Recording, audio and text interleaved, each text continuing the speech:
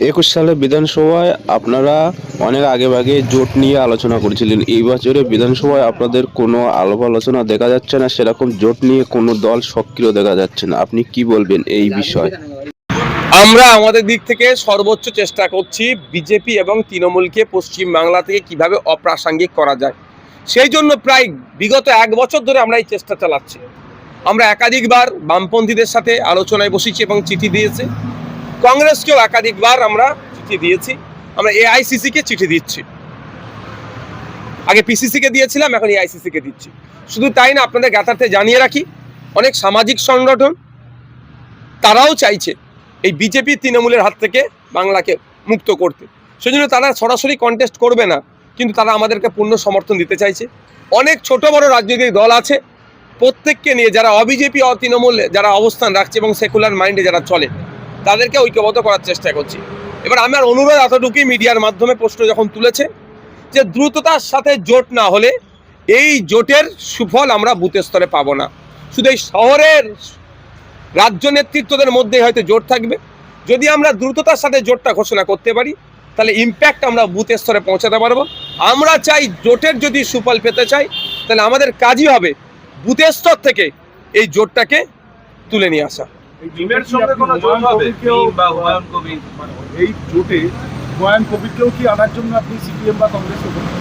দেখুন, আমাদের এই যে প্রশ্নটা করেছেন, আমাদের আগামীকাল আমাদের রাজ্য কমিটির মিটিং আছে। 21শে জানুয়ারির জন্য আমাদের কিছু আলোচনা ওটা পোস্টপন্ড ছিল। আগামীকাল আমাদের আলোচনা হবে। আলোচনায় কি আলোচনা হয়ে উঠে আসছে তার পরবর্তীতে কোশ্চেনগুলো আমি বলতে পারবো। তার পূর্বে ইতিপূর্বে আমাদের এই ধরনের কোনো আলোচনা হয়নি। এই মাসের মধ্যে গোটা প্রক্রিয়াটা শেষ করা আমি সর্বোচ্চ চেষ্টা চালাচ্ছি। তবে এই হওয়া সম্ভব, এটা রকেট সায়েন্স নয়। যদি আমার সামনে যারা আছেন তাদের দ্রুততার সাথে করার সদিচ্ছা থাকে, সদিচ্ছার অভাব আমি বলবো না, দ্রুততার সাথে, আমার শব্দটা আপনি ছাড়বেন না, দ্রুততার সাথে যদি করার সদিচ্ছা থাকে তাহলে সম্ভব। হচ্ছে, আলোচনা তো হচ্ছে, আমি তো বলছি একাধিকবার আলোচনা হয়েছে, আমি একাধিকবার গিয়েছি। আমি চাই এটা চিতার ন্যায় গতিতে ছুটতে হবে। যোগাযোগ রাখছেন আমার সাথে? না, আমার সাথে ওইরকম ভাবে রাখেনি।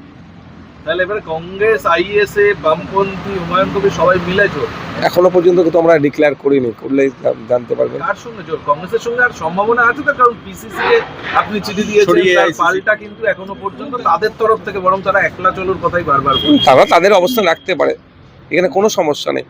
আমরা মানুষের স্বার্থে চাইছি। তারা পাল্টা কিছু জানিয়েছে?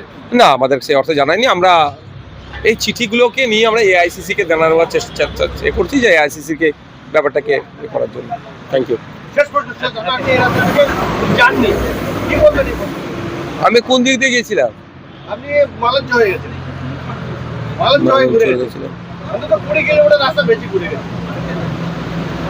আমি ঘটকপুকুর হয়ে মালঞ্চ হয়ে গিয়েছি, মালঞ্চ হয়ে এসেছি। আমার বিধানসভা কোনটা? আমার বিধানসভার নাম কি? বাসন্তী হাইওয়ের উপর দিয়ে যাচ্ছে।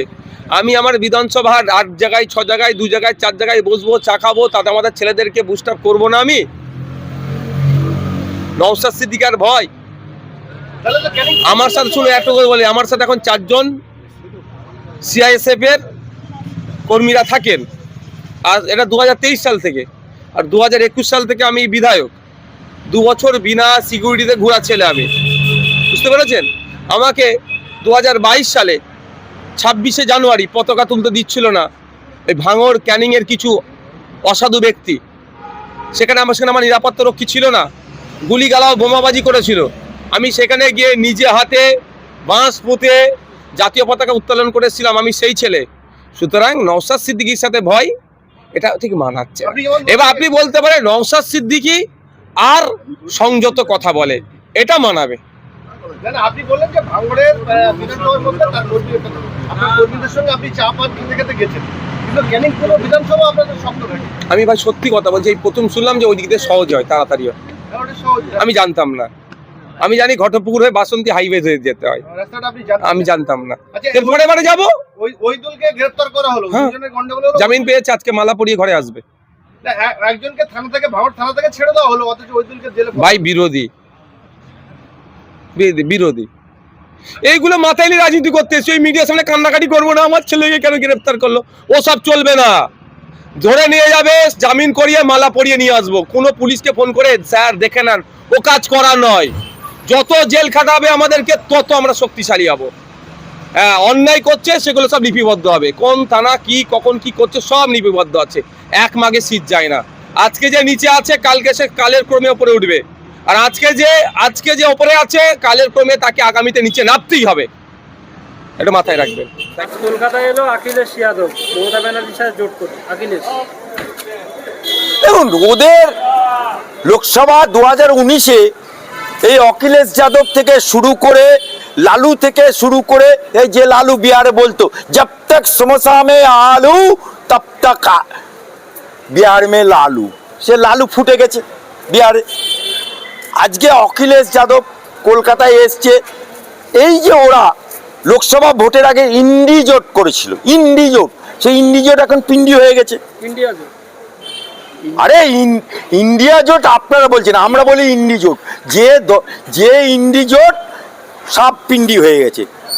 এই বাপ মা মরে গেলে নেড়া হয় দিয়ে পিণ্ডদান করতে হয়, সেরকম ইন্ডি জোট পিণ্ডদান হয়ে গেছে। এখন বাংলার বুকে নতুন করে অখিলেশ যাদব জোট করতে এসছে না ঘোট করতে এসছে সেটা মমতা ব্যানার্জি জানে আর অখিলেশ যাদব জানে। ওর পাঁটা কোন দিকে কাটবে, অখিলেশ তার পাঁটা ন্যাজে কাটবে না বুকে কাটবে, আর মমতা ব্যানার্জি তার পাঁটা বুকে কাটবে না মুখে কাটবে, ওদের দল জানে। আমি আদা ব্যাপারে অত জাহাজের খোঁজ রাখি না, তবে এইটুকু বলতে পারি 2021 সালের আঁকড়া দেখুন 5 to 7% হিন্দু ভোট পেয়েছে, বাকি সব মুসলমান ভোটার ভোটে জিতে ক্ষমতায় এসছে। আজকে 5 বছর ধরে আমি এই হাইকোর্টের বুকে চিৎকার করে যাচ্ছি মুসলমানদের উদ্দেশ্যে যে তোমরা জাগো জাগো জাগো, আর ঘুমিয়ে থেকো না, তোমরা আর মমতা বাবুর পা চেটো না। সেই জাগতে জাগতে এতদিন পরে বাংলার মুসলমানরা জেগেছে। আজকে বাংলার মুসলমানরা সত্যি করে জেগেছে যে এই তোয়াশিদিকে একটা কথা বলেছে যে বাঁদরের দাঁত খিচুনি থেকে হনুমানের চর খাওয়া ভালো। আজকে বাংলার মুসলমানরা জেগে গেছে এবং তাদের মসিয়া মনে করছে হুমায়ুনকে, যে হুমায়ুন এক তৃণমূলের দলে ছিল, এখন নতুন দল করেছে, তাকে তালাক দিল। কি কারণে? একটা তার বাপের টাকায়, জনগণের টাকায়, চাঁদার টাকায় মসজিদ করবে বলেছে, তাতেই ওকে তালাক তালাক তালাক বহিষ্কার বহিষ্কার বহিষ্কার যখন করে দিল, এতেই মুসলমানরা জেগে গেল। তারপরে যখন মুসলমানদের ওই বহরমপুরে মুর্শিদাবাদে কি বললো, ওয়াকফ আন্দোলন করা যাবে না, मैं हूं ना ममता बुबू मसीहा है मुसलमान का, দিল্লি যাও। अगर आंदोलन करने चाहिए तो दिल्ली चला जाए। মুসলমানদের আন্দোলন রুখে দিল। 5 মাস আগে কথা বললো, 5 দিন বাকি থাকতে তখন বলছে दिल्ली सरकार, केंद्र सरकार, भारत सरकार जो बोला है वाकफ बिल के लिए हम वही मान लेता है। তার মানে মুসলমানদেরকে ঢাকালকে দিল। তাই মুসলমানরা কিন্তু এবারে জেগে গেছে। আর উনি ওই 5 to 7% হিন্দু ভোটটাকে বাড়ানোর চেষ্টায় বিজেপির হিন্দু ভোটের দিকে থাবা মারার জন্য উনি সরকারি টাকায় দীঘায় জগন্নাথ দেবের মন্দির করলেন, উনি সরকারি টাকায় মহাকাল মন্দির পাহাড়ে ছিল তাকে নিচে নামিয়ে নিয়ে এলো, আবার এই নিউ টাউনে দুর্গাঙ্গন মন্দির মুসলমানদের জায়গা কেড়ে নিয়ে মসজিদকে লাইট বন্ধ করে লাইট কেটে দিয়ে পাঁচিল ভেঙে দিয়ে সেখানে উনি মন্দির বানিয়ে দিলেন। কিন্তু এইটুকু জেনে রাখবেন, মুসলমানরাই ওকে গদিতে বসিয়েছে আর মুসলমানরাই উনাকে গদিচ্যুত করবে। আর উনি যে মন্দির মন্দির মন্দির মন্দির করছেন, ওই মন্দিরের পাশেই থালা নিয়ে বসিয়ে দেবে অভিষেক আর মমতা বাবুকে আল্লাহকে নাম পার দে দে বাবা। তাই যে দাদাই আসুক দিল্লি থেকে, যে যারাই আসুক ইন্ডি জোটের, এখানে এসে সেই পিন্ডি হবে। আসলে মমতা বাবু इस बार ममता बाबू गया, इस बार ममता खाला गया, इस बार ममता बनर्जी गया। আচ্ছা, হুমায়ুন কবির আর নওশাদ সিদ্দিকীর জোট নিয়ে কি আলোচনা আছে? देखो वो तो अंदर का बात है, मैं হুমায়ুন का कोई नहीं है। मैं বাংলাতে বলিয়ে বাংলা। আমি হুমায়ুনের অ্যাডভোকেট, আমার দায়িত্ব ছিল মক্কেল, আমরা কালো কোট, আমাদের কাছে জাত নেই, ধর্ম নেই, কিচ্ছু নেই, পার্টি নেই। আমি বিশ্ব হিন্দু পরিষদের মামলা করেছি, আমি মুসলিম রাষ্ট্রীয় মঞ্চের মামলা করেছি, আমি রুজিনার মামলা করেছি, আমি বিতর্কিত চ্যানেলের মামলা করেছি। আমাদের কাছে কোনো জাত নেই। আর আমি ওই ন্যাড়া কৌস্তব ভাবছি না যে বলবো ওই হিন্দুদের খাবে, মুসলমানদের খাওয়া যাবে না। আমি ওই পাঠশালায় পড়িনি, আমার কাছে আমার মক্কেল সে হচ্ছে নমস্কার মক্কেলদের একটা প্রার্থীর কাছে জনতা জনার্দন লক্ষ্মী, আমরা উকিল কালোকোট, আমাদের কাছে মক্কেল লক্ষ্মী। তাই হুমায়ুন আমার মক্কেল হিসাবে এসছিল, বাবরি মসজিদে বাধা দান করেছিল আইপ্যাক থেকে একটি মুসলমানকে দিয়ে, তাতে জিতিয়েছি। দ্বিতীয় বাধা দিয়েছিল, তাতেও জিতিয়েছি। তৃতীয় সিকিউরিটি দিয়ে মামলা করেছিল, ওই মামলাটা আমাকে দেয়নি, অন্যজনকে দিয়েছিল। যখন শুক্রবারে ওই মামলায় রায় বার করতে পারলো না যাদের হাতে দিয়েছিল, অবশেষে রবিবার রাতে আমাকে যখন ফোন করে, আমি সোমবারে মামলা দাঁড়িয়ে জিতিয়ে ওনাকে সিকিউরিটি, সেন্ট্রাল সিকিউরিটি করে দিয়েছি। কিন্তু আমি ওই দলের কেউ না। আমার কাছে যতদিন পর্যন্ত উনি ক্লায়েন্ট হিসাবে থাকবে, আমার কর্তব্য হচ্ছে ক্লায়েন্টকে রক্ষা করার। তাই ওনার পার্টি, উনি কোন দিকে যাবে, কার সাথে জোট করবে, কার সাথে ঘোট করবে, ওটা হুমায়ুনের ব্যাপার আর নওশাদের ব্যাপার। তবে একজন বাংলায় তৃণমূল বিরোধী এবং তৃণমূল সরকার বিরোধী মুখ হিসাবে আমি চাই যত ছোট ছোট দল, বড় দল, তৃণমূল বিরোধী যারা আছে তারা একজোট হয়ে এই ঢেমন মুখ্যমন্ত্রীকে উৎখাত করা, এটাই